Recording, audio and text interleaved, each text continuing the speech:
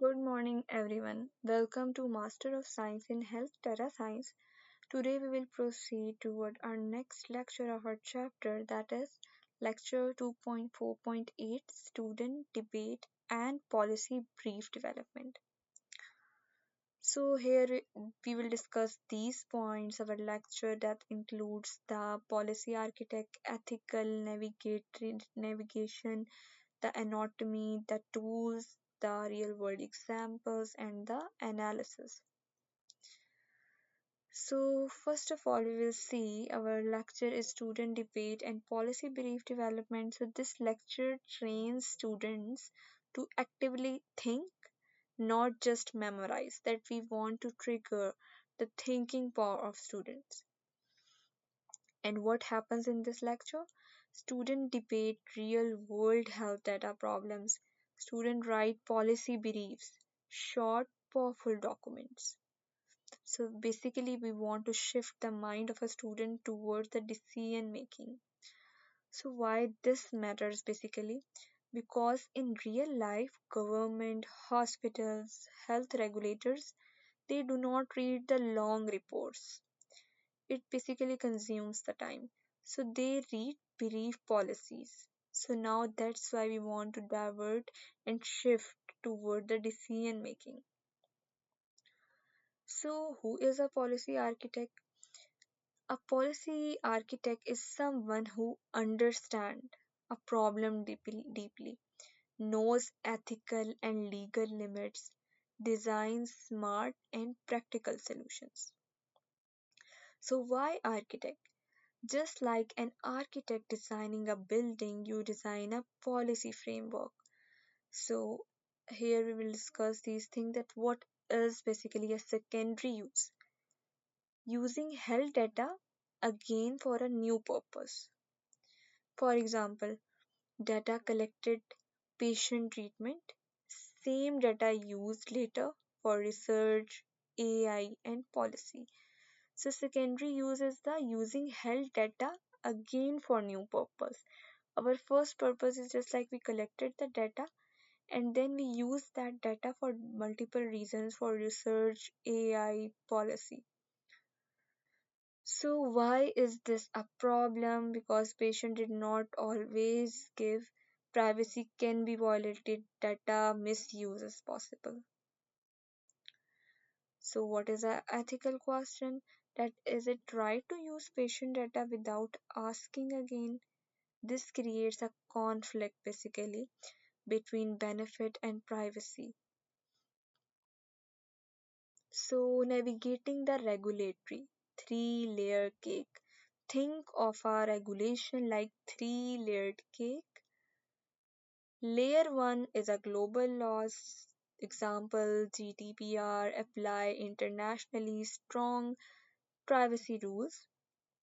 Second two is the national laws. Country specific health and data laws must align with global laws. Third layer is the institutional policies, that is hospital rules, university ethic boards, research guidelines. So there are three layers. First layer is the global law that is globally implementing. Other is national that is limited to the nations. And then there is a institution based that specific institutions related. Now what is a key point basically?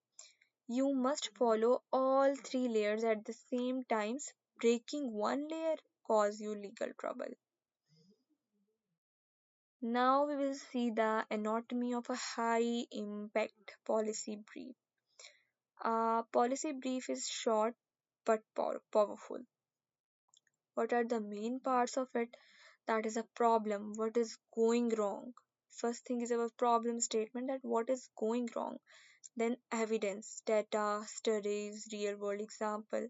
Then options that is what is the possible solutions of it, and then recommendations that are the best solutions that we can recommend.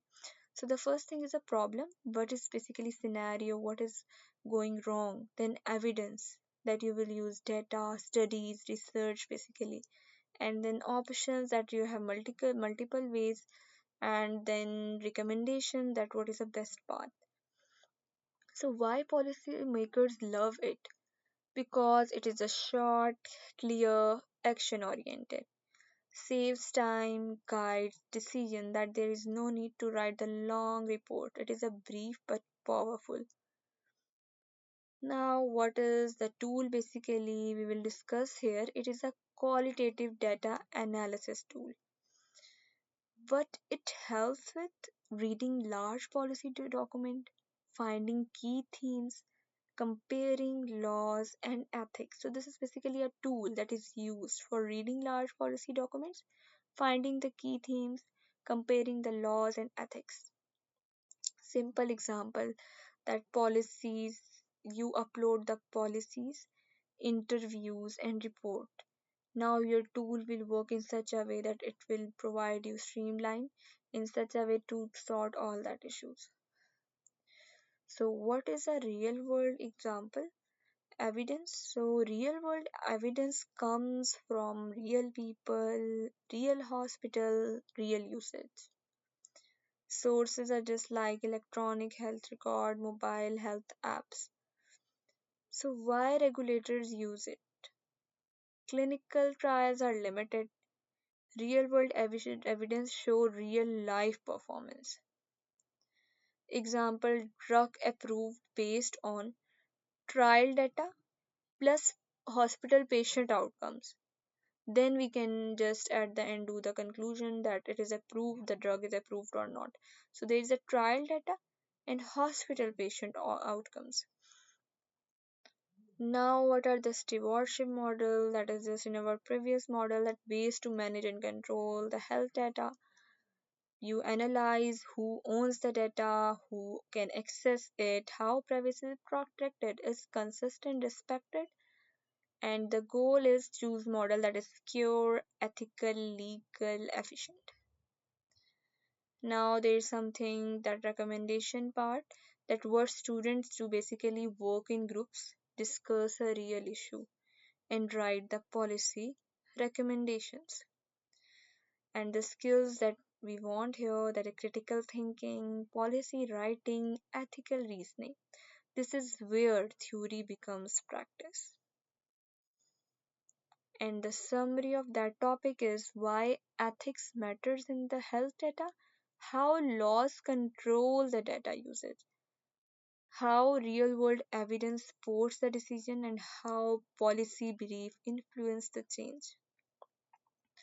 So, what you must do select the health data problem, identify the ethical issues, apply the laws, use evidence, and write a policy brief. So, these are the steps that you have to do.